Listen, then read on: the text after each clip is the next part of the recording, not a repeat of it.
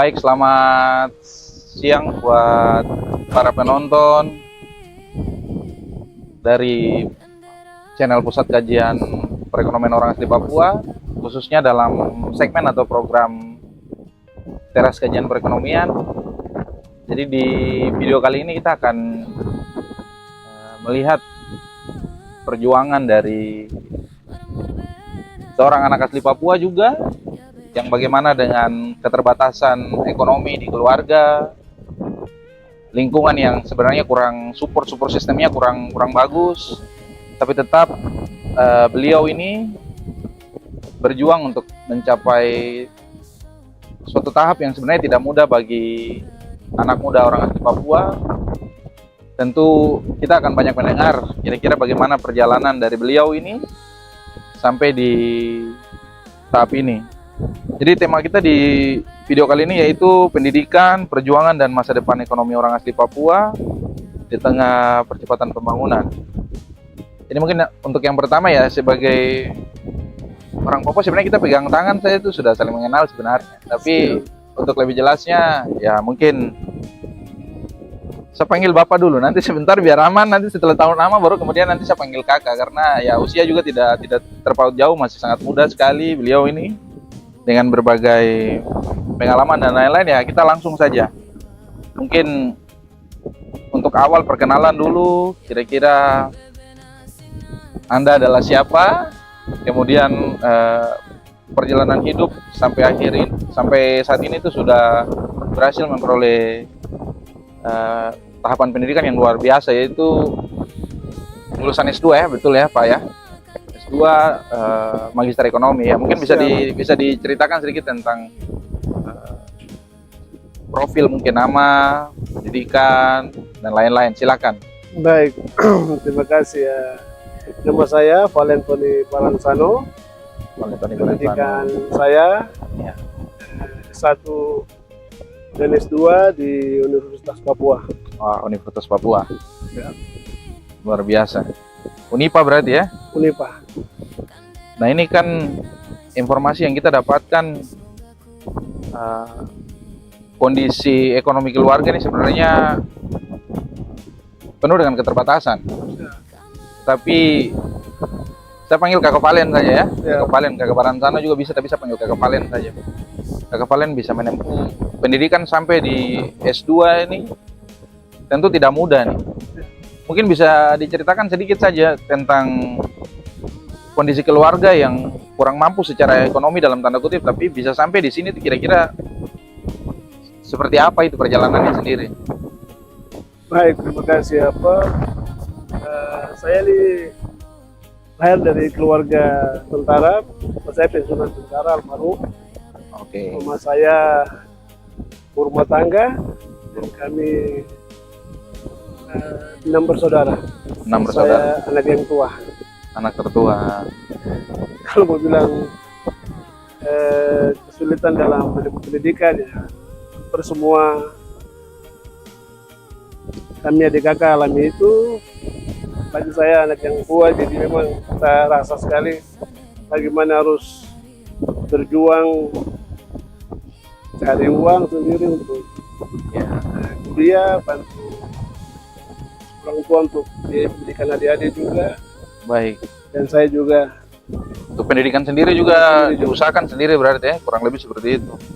Ya saya pikir kalau makan mungkin sedikit-sedikit bisa disiapkan orang tua, tapi hal-hal selebihnya dari situ kadang ya cukup berat juga ya untuk kita orang asli Papua yang berada pada posisi itu, memang sulit sekali ya. ya, Oke.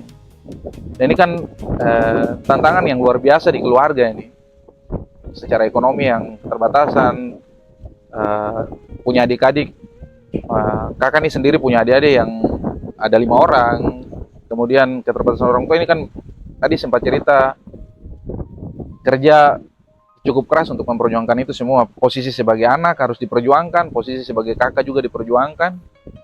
Nah ini kita akan fokus di dunia pendidikan ini. Kesulitan yang ada di keluarga seperti itu selama perjalanan di dunia pendidikan sendiri.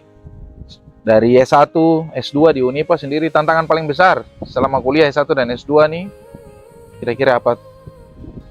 tantangan paling besar ya mungkin ekonomi ya. Biaya berarti ya? Biaya. Ya, kanan hidup, keadaan-keadaan waktu itu eh, kurang lebih kuliah antara 6 sampai 7 tahun S1. S1 6 sampai 7 tahun. Ya. Saya memilih keluar dari rumah untuk cari tambahan-tambahan di luar, kerja di luar, tinggal dengan orang, cari tambahan untuk bisa bantu-bantu kuliah. Saya kuliah sendiri dengan Ya, pendidikan adik-adik. luar biasa. Berarti ya tantangannya cukup besar berkaitan dengan biaya yang sebenarnya tidak murah ya. Kita di masa yang sebenarnya Otus nih harusnya kuliah bisa lebih murah untuk anak-anak muda, tapi ya yang terjadi yang kepalen sendiri alami ya cukup berat berarti ya, biayanya harus sendiri berarti ya. Ya. Beasiswa dan lain-lain sendiri tidak terakses ya. Ya, jadi untuk S1 sendiri pas masih bujang, Masih bujang. menikah, jadi masih bisa keluar mencari di luar untuk bantu-bantu. Ada tambahan-tambahan lah di luar Tambahan-tambahan. ya. Mungkin S2-nya itu yang sudah berkeluarga, jadi dia Oh ya, agak berarti lebih berat lah. Bagaimana antara keluarga sendiri, kemudian dengan cerita kalau sebagai anak tertua dan mohon maaf bapak juga sudah almarhum, berarti ya artinya beban itu harus kekefalan sendiri yang siap, kemudian pikul ya, siap. yang luar biasa. Ini perjalanan berat begini biasanya banyak orang yang ingin menyerah ini. Mas, saya tidak mampu ini, sudah saya lari dari kenyataan, kemudian saya bergerak untuk aktivitas-aktivitas yang justru merugikan diri dan lain-lain di luar. Pernah tidak ada terpikir di pikiran bahwa kayaknya saya sudah tidak, ini cukup berat apa yang saya jalani ini, kayaknya saya menyerah sudah, itu pernah tidak sampai berpikir seperti itu? Kalaupun sempat, kira-kira bagaimana keluar dari pikiran itu dan kemudian berjuang lagi? Siap. Pernah sekali. Pernah. Sudah tidak mampu lagi untuk semangat kuliah, begitu lanjut kuliah. Waktu itu S1 saya ingat karena memang cukup lama saya kuliah S1. Teman-teman seangkatan saya semuanya sudah wisuda, sudah Pekerjaan sudah sudah dapat, bekerja, ya. sudah dapat. Sedangkan saya harus kembali mengulang kuliah dengan adik-adik tingkat saya. Kadang malu, biaya juga, jadi hampir menyerah. Hampir menyerah juga ya. Dan ya, karena tekad saya waktu itu ingin buat keluarga bangga. Keluarga bangga. Bapak dan mama saya selalu kasih ingat ya, dari keluarga ini Bapak dan mama harapan ke kakak, jadi kakak harus berjuang. Luar biasa. Jadi kita sampai bisa bertahan sampai kerjakan S1. Nah, terus untuk kuliah sendiri, beliau ini atau kakak Valen ini lulus sarjana ekonomi, S2-nya juga ekonomi. Mungkin bisa diceritakan sedikit apakah pilihan untuk bisa ada di ekonomi ini untuk mengalahkan keadaan ekonomi yang dialami cukup panjang ini sendiri, atau seperti apa, kenapa memilih belajar ekonomi lah, kurang lebih seperti itu. Ya, ya kayak begitulah maksudnya. Ya. Saya ingin belajar ekonomi, lebih tahu ekonomi lebih dalam lagi. Ya. Untuk bagaimana kasih kala perjuangan yang cukup panjang ini harus dipelajari juga, karena orang yang ada di posisi yang kalah terhadap ekonomi ya, salah satu caranya selain berjuang ya kita harus banyak belajar juga di bagian-bagian di mana kita kalah, supaya kemudian di masa yang akan datang kita bisa mengalahkan keadaan itu. Kalau biasa istilah di orang Papua ya kita balas dendam lah terhadap keadaan di masa lalu. Cukup saya jangan saya punya dia ini, jangan saya punya. Ya, kurang lebih seperti itu. Nah, ini berdasarkan pengalaman yang cukup panjang kuliah S1 yang penuh dengan kesulitan, begitu juga dengan S2 mengenai biaya dan lain-lain. Ini kan tentu cukup berat. Artinya banyak anak-anak Papua sendiri yang bahkan tidak bisa ada di tahap ini, artinya lulus S2 dengan waktu, informasi yang kita punya waktu cukup singkat. 1 tahun berapa bulan kemarin? 1 tahun 5 bulan. 1 tahun 5 bulan, ya biasa. Itu juga pencapaian yang luar biasa ya, maksudnya 1 tahun 5 bulan itu tidak sampai 1,5 tahun kemudian bisa menyelesaikan pendidikan S2 itu ya luar biasa. Itu sebuah prestasi juga yang bisa dijadikan contoh baik buat adik-adik yang ada di luar. Nah, kalau dilihat secara umum pengalaman dari Kakak Valen sendiri di perjalanan pendidikan, kemudian lihat keadaan saat ini, kira-kira untuk anak asli Papua, tentulah anak-anak yang masih muda yang berjuang saat ini dengan S1, kemudian ada juga yang mungkin selesai mau melanjutkan S2, tantangan paling besar kira-kira apa untuk adik-adik yang kemudian sedang berjuang saat ini? Kalau menurut saya tantangan terbesar itu diri sendiri. Diri sendiri. Harus bisa melawan diri sendiri. Kontrol diri sendiri. Artinya, Kontrol diri sendiri. keadaan hari ini kan kalau kita tidak bisa jaga diri, tidak bisa kontrol diri ya agak susah lah gitu. Iya, iya, iya. Banyak godaan dan lain-lain juga itu akan buat sulit. Ya, ini konteksnya ya lagi-lagi karena kita orang asli Papua harus selalu kita kaitkan dengan otsus lah. Artinya dengan pembiayaan-pembiayaan yang ada, ya kalau bisa, bukan kalau bisa, tapi memang sudah seharusnya prioritasnya itu harus untuk anak-anak asli Papua. Terutama seperti cerita tadi dari Kakak Valen, sebenarnya tidak mudah di lapangan ini, itu juga alami kesulitan. Ya kalau tidak berjuang sendiri dan mengharapkan juga ya, mungkin saat ini Kakak Valen sendiri ada di tempat tidak sampai bisa dapat gelar yang artinya cukup baik sekali ya, bisa sarjana ekonomi, kemudian lulus master ekonomi, magister ekonomi lagi ya, suatu kebanggaan lah. Nah ini selain cerita tentang perjuangan yang cukup berat, tantangan-tantangan terbesar dalam perjalanan tadi itu kan sebenarnya tidak mudah.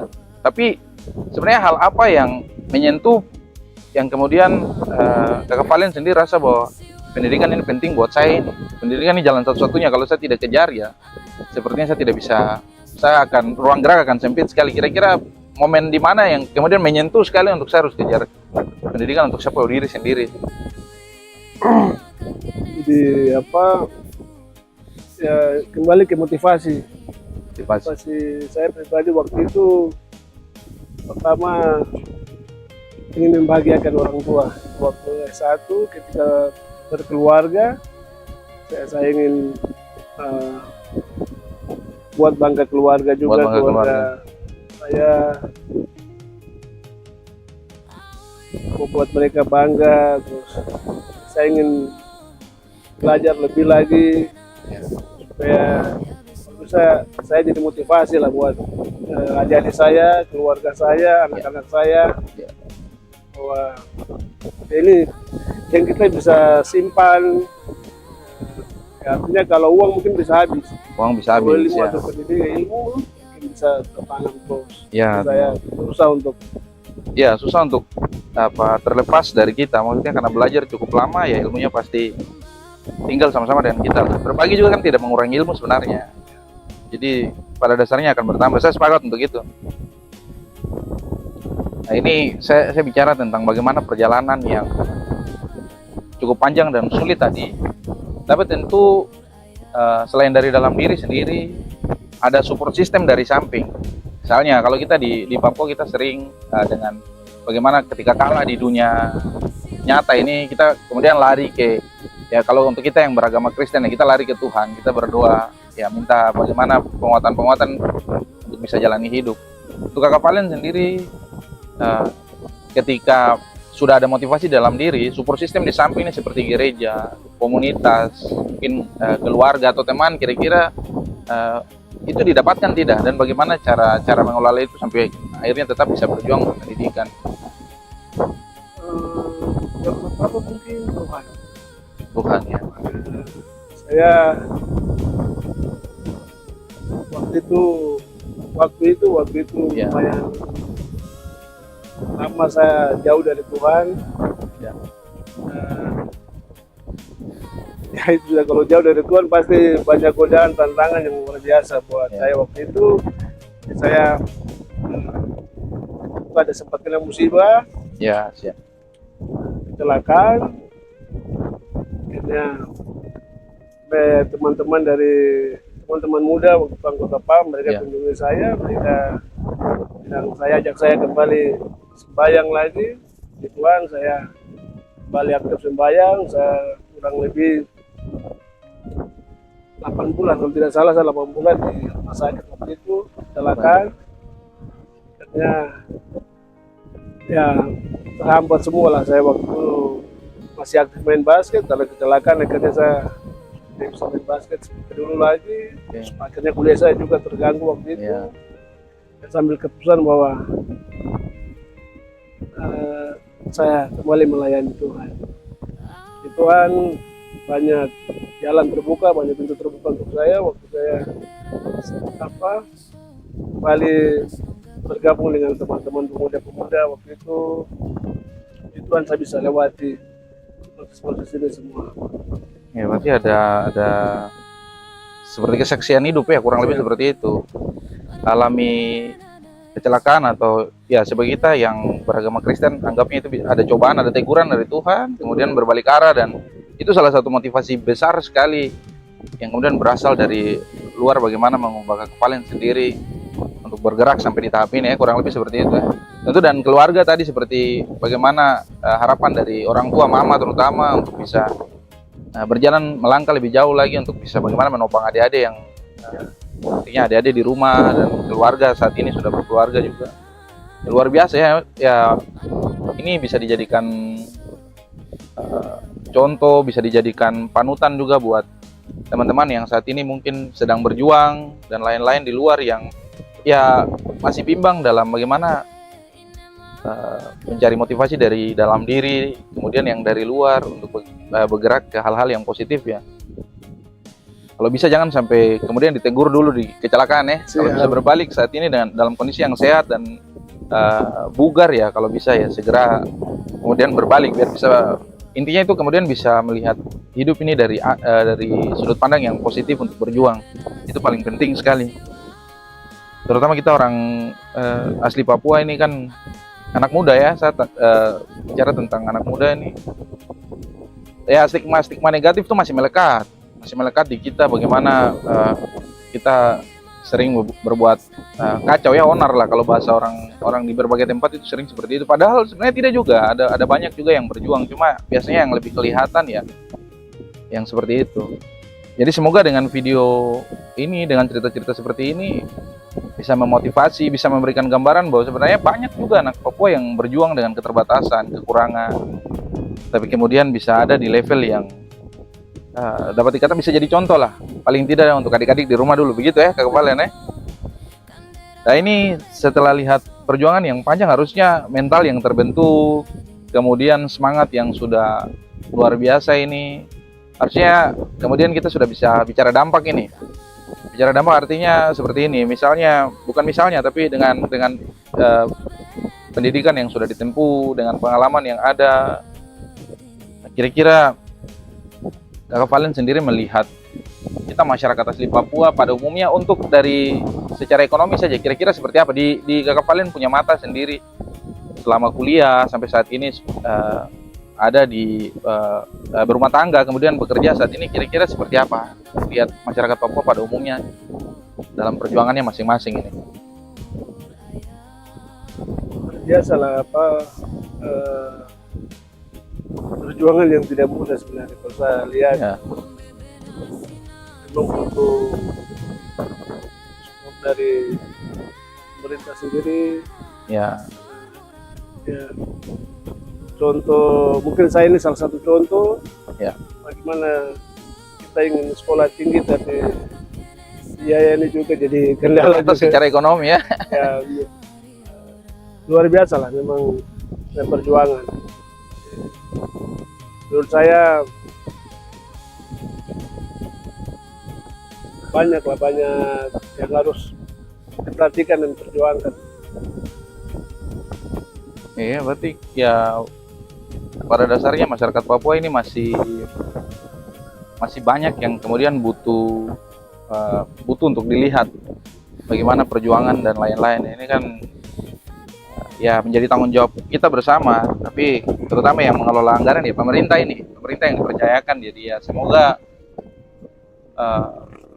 ya bapak-bapak, ibu-ibu yang berada pada posisi terutama yang sedang berjuang, mungkin dinas pendidikan provinsi, mungkin ya balai-balai pelatihan dan lain-lain yang saat ini juga bagaimana perjuangan mereka di jalan yang sama untuk memajukan pendidikan Indonesia, harus kita apresiasi juga. Itu juga harus didorong, harus disupport, karena ya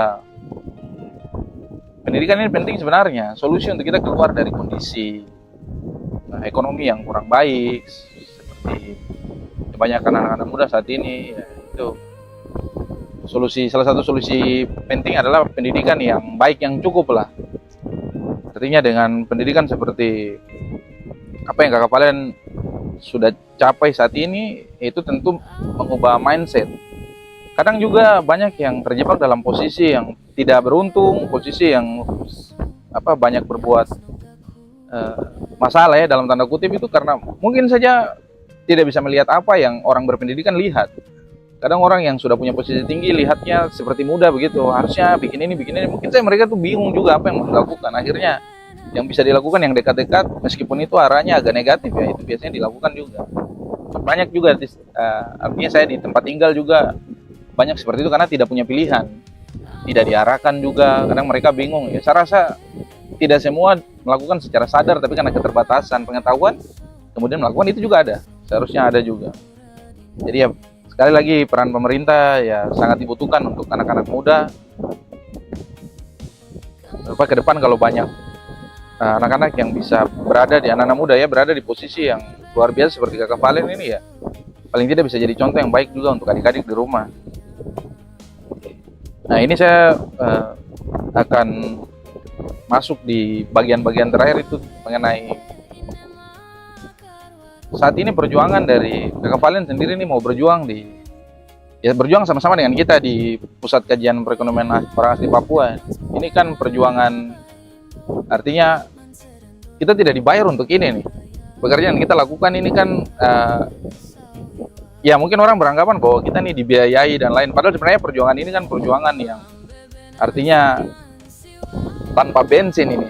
Artinya kita berjuang sendiri nih, mau berada di sini, bahkan untuk buat video seperti ini pun ya ini kita buat inisiatif sendiri tanpa dibiayai siapapun untuk kemudian bisa ada di sini. Kira-kira kenapa? Karena kalau bicara tentang perjuangan, mungkin nanti ini salah satu video untuk proses pengenalan buat kita, tapi di perjalanan hidup yang tidak diperhatikan dalam tanda kutip ini, tidak diperhatikan oleh ya bisa dikatakan pemerintah misalnya, atau orang-orang yang berkepentingan di posisi-posisi itu. Tapi pada tahap sudah lulus S2 kemudian mau lihat orang lain, itu kenapa bisa begitu? Biasanya kan orang saya sudah ini ya, saat saya sudah kerja saya fokus diri saja. Untuk apa saya lihat orang? Kenapa pilihan itu justru diambil? Ya, saya hari ini bisa seperti sekarang nih bukan hanya perjuangan saya pribadi. Oke. Saya banyak dibantu orang. Ya. Ada beberapa teman-teman, Ya. adik-adik, kakak, orang tua, keluarga yang bantu saya. Akhirnya di Tuhan saya bisa Ada di tahap ini ya. sampai di tahap ini. Dan ada motivasi di dalam diri sendiri bahwa ilmu yang ada nih saya mau pakai untuk melayani. Luar biasa. Pakai ilmu yang saya dapat ini saya mau berdampak Berdampak untuk orang. lain. Luar biasa ya, luar biasa. Saya bangga lah. Artinya kalau bukan Ton sesama Papua yang lihat, siapa lagi yang mau lihat? Ya. Kan kurang lebih begitu ya. Karena kalau kita sesama untuk saling bantu itu biasanya ada variabel penting di dalam, ada kasih di sana yang tidak bisa diukur dengan uang, tidak bisa diukur dengan apapun. Bahkan yang kita lakukan saat ini kan kurang lebih seperti itu. Ya. Karena peduli untuk sesama ya. Nah ini mungkin saya untuk menutup segmen ini nih, pertanyaannya mungkin akan sedikit menyentuh ke pribadi dari Kakak Valen sendiri tentang harapan besar untuk orang asli Papua yang saat ini ya bicara tentang pendidikan, banyak yang luntang-lantung juga berjuang setengah mati banyak. Kemudian bicara tentang kesehatan, banyak yang masih alami kelaparan, busung lapar karena pengungsian dan lain-lain di berbagai daerah ini kan sering kita lihat, sering kita tonton. Harapan untuk Kakak Valen sendiri untuk orang asli Papua nih seperti apa? Ini kan 2041 katanya kita nanti mencapai Papua Emas. Tapi harapan sebagai orang asli Papua, anak muda ini mau lihat orang Papua dalam posisi apa di 2041 tuh, maunya seperti apa untuk kondisi orang Papua ini sendiri? Harapannya 2041 nih sudah tidak ada valen-valen yang lain lagi begitu. Tidak ada anak-anak Papua yang kesulitan dengan pendidikan, kesulitan dengan Kesehatan. harapannya begitu sih. Yang utama lah. Yang terutama. Ya. Semoga harapan ini jadi kenyataan karena seharusnya dengan anggaran yang luar biasa besar itu termasuk juga di Otsus Jilid 2 ya banyak bagaimana perjuangan dilakukan dari sisi hukum, kemudian ada juga dari sisi kebijakan ya. Untuk saat ini mungkin Kakak Valen bersama-sama dengan kita juga berjuang di bagaimana edukasi dari bidang riset dan lain-lain ya, artinya ilmu dan edukasi itu yang memang betul-betul berkualitas untuk adik-adik yang ada di luar bisa tonton dan lain-lain ya. Dari video ini juga mungkin bisa penonton mungkin bisa mengenal kalau beliau ini adalah salah satu dari anggota kita di pusat kajian juga, yang tentu untuk bisa ada di sini kita juga selektif sebenarnya, tapi bisa ada di sini ya berarti orangnya luar biasa, artinya punya kemampuan yang tidak dimiliki oleh kebanyakan orang yang sudah berpendidikan, yaitu ketulusan hati untuk bisa bagaimana mengabdi untuk sesama orang asli Papua. Itu salah satu yang menjadi penilaian penting kenapa kemudian bisa bersama-sama dengan kita. Perjuangan yang tidak mudah ini kan bisa jadi contoh juga. Jadi contoh tidak hanya untuk orang-orang yang sudah ada di posisi-posisi bagus, tapi terutama buat adik-adik yang sedang berjuang ya. Jadi ya harapan saya perjuangan ini tetap terus dilakukan karena positif sekali untuk adik-adik Papua, untuk orang asli Papua pada umumnya. Jadi kedepannya bisa tercipta valen-valen dengan tahap ini. Seperti sekarang posisi S2 dan kemudian punya niat, punya harapan, punya hati untuk orang asli Papua ke depan. Ya buat teman-teman yang ada di luar juga, ya perjuangan seperti ini bisa dijadikan contoh dalam ya mendidik anak misalnya, untuk terus berjuang dan dekatkan diri ke Tuhan juga itu poin penting sekali. Paling penting lah. Poin paling penting sekali. Ya agak susah bisa diceritakan sebenarnya perjuangan panjang ini kalau dengan video yang pendek ini tidak bisa menjelaskan itu. Siap. Tapi biasanya kalau kita sesama orang asli Papua tuh Ada rasa. ya mengenai rasa harusnya bisa paham lah kalau saya sampaikan seperti ini, perjuangan yang tidak mudah terus berbalik arah ini. Saya biasanya analoginya ada kapal misalnya dalam perjalanan arahnya misalnya ke utara, untuk berputar kembali ke selatan itu kan butuh putaran yang cukup jauh lah, baru kemudian bisa berarah kembali ke selatan. Jadi yang Kakak Valen lakukan ini untuk berputar arah nih ya cukup berat, bukannya katanya berat sekali untuk bisa kembali seperti ini ya. Terakhir mungkin ada yang mau disampaikan untuk orang tua, untuk adik-adik, dan mungkin untuk yang terpenting untuk kita orang asli Papua dalam perjuangan ini. Silakan. Untuk orang tua, terima kasih banyak untuk mama dan juga untuk adik-adik. Terima kasih sudah mendukung saya sampai seperti sekarang ini. Terima kasih banyak buat keluarga besar juga, buat teman-teman. Terima kasih buat adik-adik. Terima kasih terus buat semua keluarga juga, buat istri dan anak-anak. Terima kasih sudah selalu memberi semangat buat saya untuk semua yang terjadi dalam hidup. Berat juga berat untuk bisa diungkapkan. Berat sekali. Ya itu support system paling dekat itu ya. Adik-adik, masyarakat yang menonton, kita berjuang ya. Ada prinsip saya dalam punya prinsip hidup sendiri, berdoa dan bekerja. Rakyat labora ya. Rakyat labora. Berdoa dan bekerja, tetap punya iman yang kuat, dan berusaha. Jadi ya harus berusaha. Jadi setiap proses yang kita lalui ini jangan lupa Tuhan. Yang kita sibuk dengan ini dunia sampai kita lupa Tuhan ya, itu juga tidak bisa, harus tambahkan tuan. Jadi buat adik-adik atau teman-teman yang menonton, tetap semangat. Tidak apa-apa, jalan pelan.